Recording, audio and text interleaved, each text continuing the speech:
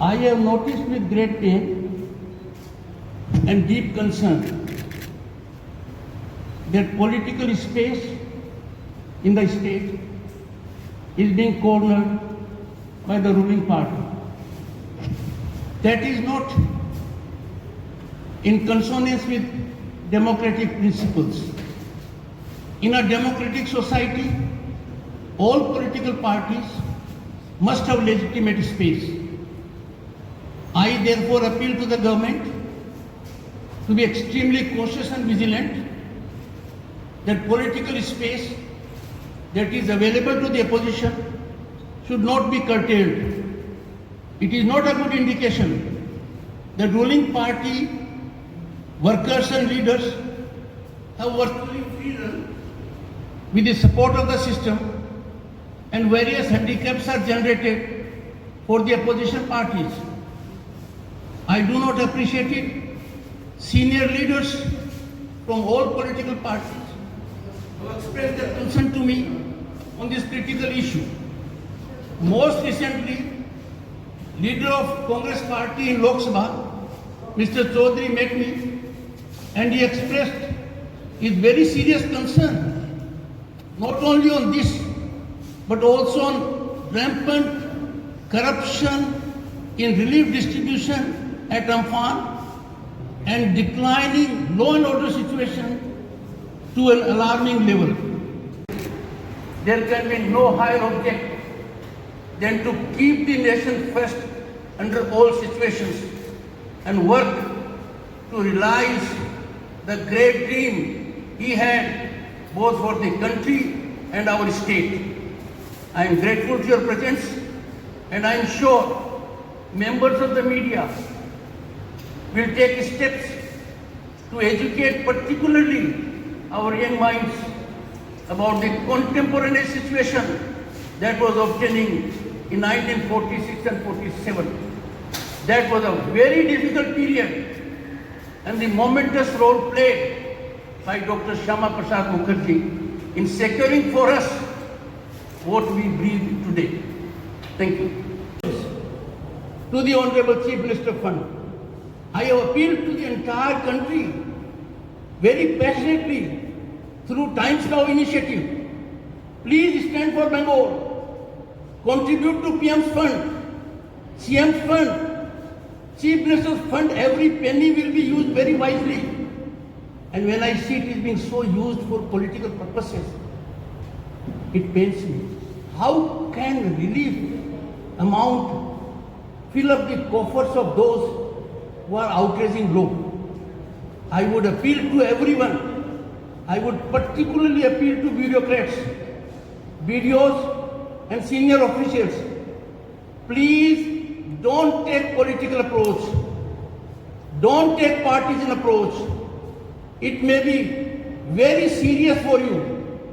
It's a major misconduct. You are not supposed to do it.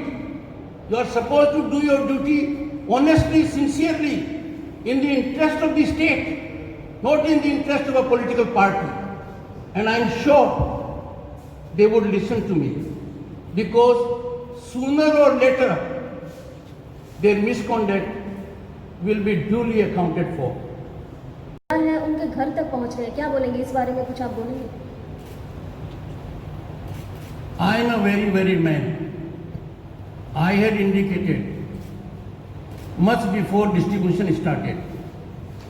The distribution has to be fair, transparent, accountable.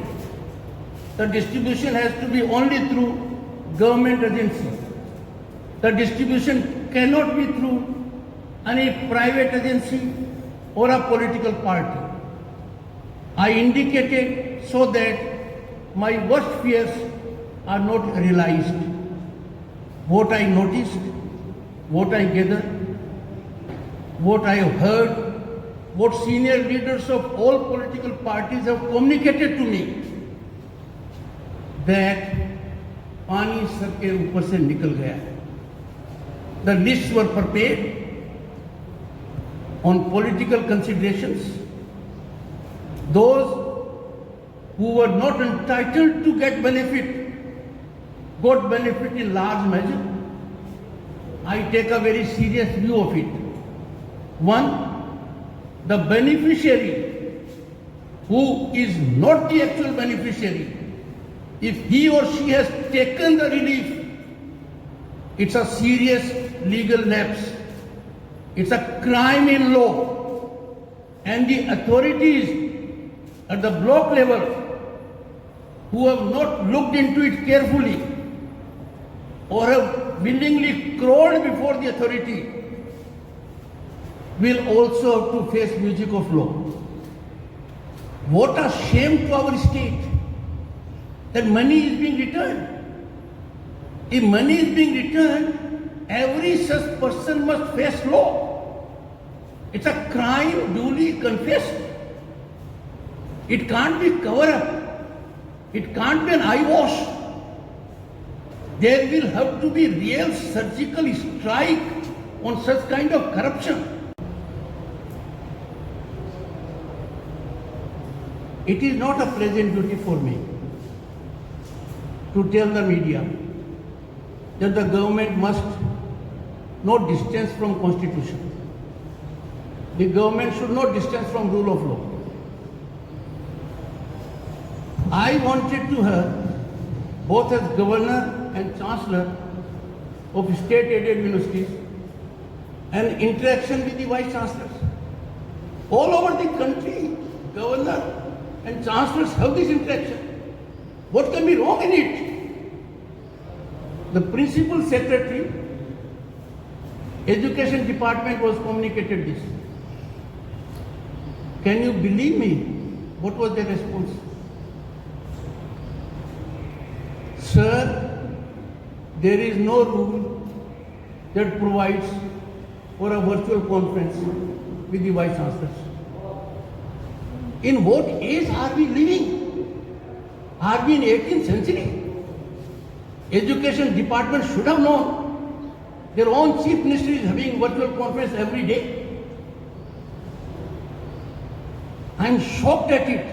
I can't believe that in the current year we have an education department that is trying to handicap the governor and chancellor by such an excuse that there is no such rule.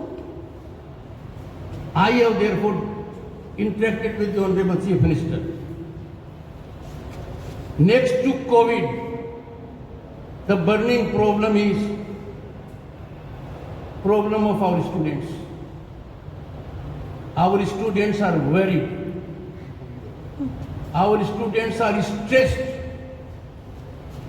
Our students are sending me number of messages.